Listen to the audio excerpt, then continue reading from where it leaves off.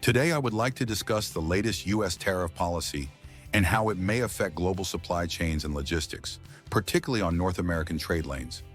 This analysis is based on a February 24th article in the Nikkei titled, Trump's New Tariffs to Take Effect, 150-Day Stopgap, followed by potentially higher duties. First, let us review the outline of the news. On February 24th Eastern Time, the Trump administration will introduce a new tariff measure under Section 122 of the Trade Act of 1974. The measure will remain in place for 150 days, with tariff rates of up to 15%. This decision follows a U.S. Supreme Court ruling on February 20th.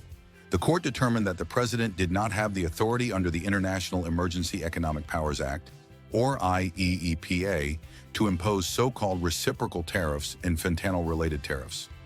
As a result, those tariffs were invalidated. In response, the administration has chosen to suspend the invalidated tariffs and temporarily rely on Section 122. After the 150-day period, the government intends to shift to tariffs under Section 301 of the Trade Act, which are considered legally stronger and less vulnerable to court challenges. Why is Section 122 unusual in this context? According to major U.S. media outlets, including the Wall Street Journal, Section 122 was originally designed as an emergency tool to address serious balance of payments deficits. It was not meant to serve as a broad trade weapon. Experts at the Center for Strategic and International Studies have even described this move as a misuse of the law. However, with the previous tariff framework struck down by the Supreme Court, the administration needed a way to avoid a gap in tariff enforcement while preparing new measures under Section 301. Although there is legal risk, the 150-day time limit may allow the government to maintain leverage before any final judicial decision is reached. Interestingly, this temporary arrangement has created unexpected beneficiaries. China and Brazil stand out.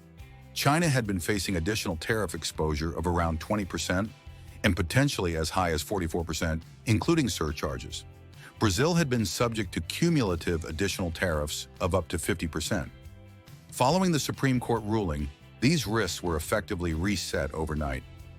What does this mean for logistics and shipping markets?